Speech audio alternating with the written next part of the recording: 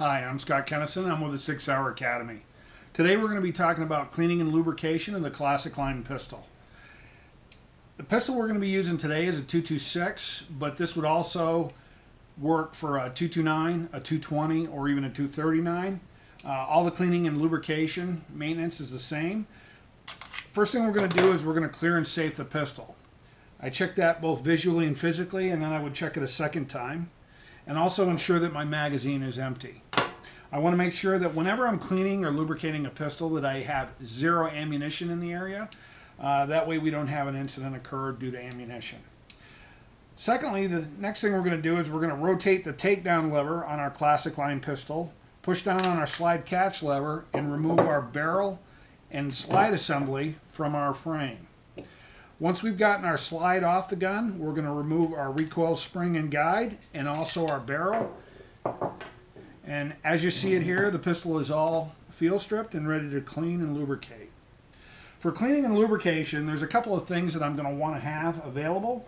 One is a good nylon brush, a rag to wipe the gun clear, a chamber or bore brush to clean the bore, and also some lubricant. As a company, we recommend any cleaning or lubrication product that's made for firearms. The first thing we're going to do is we're going to clean the firearm. It's pretty simple. Basically, when we clean the firearm, we're just removing anything that is not part of the firearm. So any unburnt powder, carbon, or anything that's built up dirt on the gun, we're just going to wipe that clean. We'd wipe the slide down, try to get into all the little spots in there. If we have stuff that's fairly stuck to the slide, you can use your nylon brush to brush that and loosen that up. We can also use the small end of our nylon brush to help us get the rag down in the small areas that slide to get those clean. And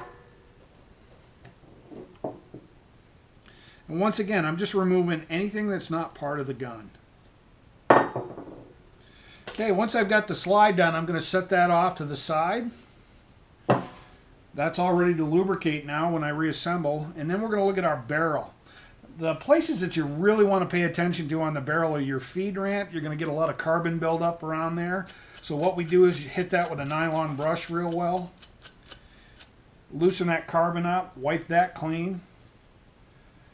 Wipe off the exterior of the barrel.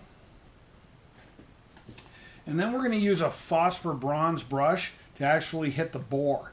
Now, when I'm brushing the bore of the barrel, I want to use fairly decent quality rod and phosphor bronze brush. Try to stay away from stainless steel brushes, as they can actually scratch the inside of your bore. And we're going to feed the brush and the rod in from the chamber end or the back end, push it all the way through and pull it back. You can use, if you need to, solvent and run that through in a wet patch full of solvent to loosen it before you wire brush it. But in most cases, if you just run a wire brush through it, it'll loosen it up sufficiently. Then what I'm going to do is I'm going to take a standard cotton patch and I'm going to place it over the brush and I'm going to push that through the bore. Then I actually turn it inside out and I'll push it through again. Okay. Check the bore, make sure it looks clean. We'll set that off to the side. Next thing we're going to do is we're going to check our guide rod and our recoil spring. We're going to take our recoil spring rod, guide rod, and we're going to wipe that clean. And then also our recoil spring. Once we've got those all cleaned up, then we're going to move on to our frame. You want to pay particular attention right here to your feed ramp area. This is called your locking insert.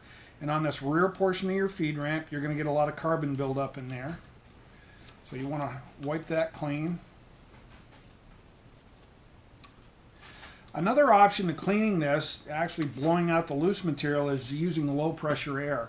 If you're going to use low pressure air, just be careful and make sure you wear hearing protection and eye protection when you do so. If you need to, you can put a little solvent in this area here, right there on the feed ramp, and that'll help loosen up any carbon. And then you're going to use a nylon brush to loosen that up even more. and you can just wipe it clean. Make sure you check your rails on both sides of the frame. Make sure those are good and clean. And we're all set to go. Once we've got it all clean, then what we're going to do is we're going to lubricate it before we put it back together. To lubricate it, it's pretty simple. There's three basic reasons we lubricate a pistol. The most important is to reduce friction. As the gun functions and the slide moves back and forth on your frame, it causes friction, which in turn causes heat and causes the parts to wear. So we lubricate to reduce friction. The secondary reason that we'll lubricate is to prevent rust. It provides a molecular barrier between the metal and the environment and prevents our steel parts from rusting on us. The third reason, and probably most important to most of us as shooters, is it makes the gun easier to clean. When the gun is lubricated and we fire it, it keeps all that burnt powder and unburnt powder and carbon, keeps it in stasis and keeps it moving on the gun so it doesn't adhere to the metal.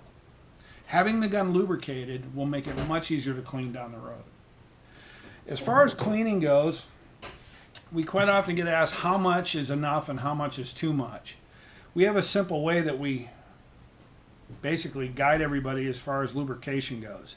If you can see it and feel it, so you can actually see a sheen of the oil on the gun, you can feel a slight layer of lubrication, but when you lift it up, it doesn't run under gravity, meaning it doesn't drip off the gun. That should be about all the lubrication you need on the gun. So what we're going to do, and I'm using a commercially available oil here. It is biodegradable, non-toxic. So I'm just going to put a little bit on there, on the barrel. I rub that right around with my fingers, spread it out over the barrel hood.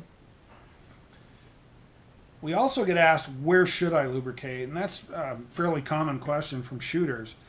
If the part was originally black in a location or colored in a location, so you can see right here on the barrel hood or here on the barrel where you get these little half round marks, that's an indicator of wear. So any place you have an indicator of wear is some place that you want to put some lubrication. Right here on your hammer rail, we want to lubricate that. On the inside of your slide, where you've gotten a little bit of finish wear, those are all locations that you're going to get wear. So we want to make sure we lubricate those well. Put just a little bit on our recoil spring guide.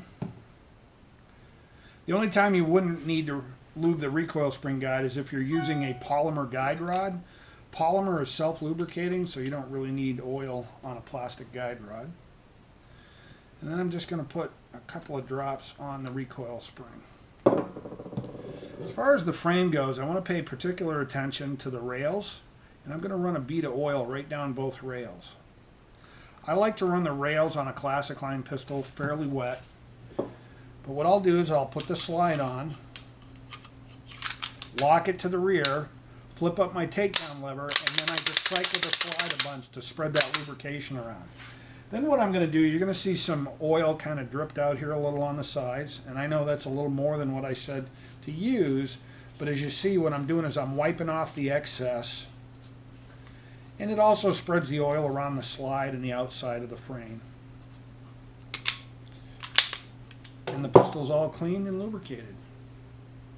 The only other thing that we have left to do is we want to clean our magazine. If you shot the gun enough that the gun got dirty enough that you had to clean it, you can pretty much bet that your magazines also got dirty and they should be clean.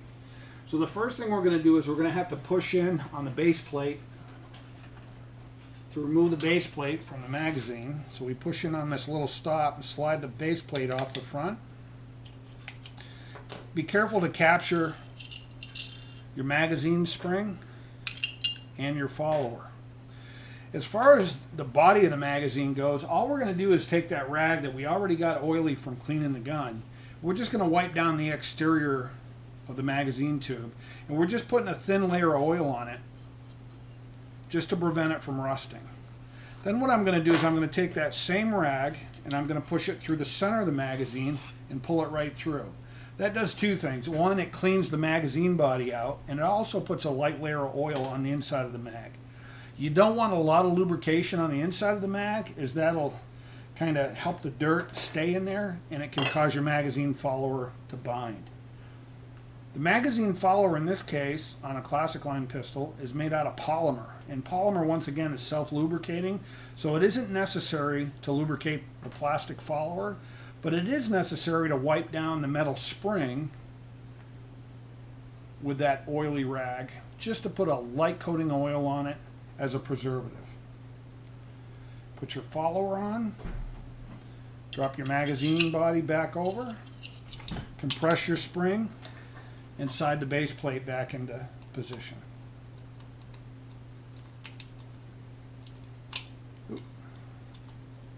Once you got that all back together, you're all done.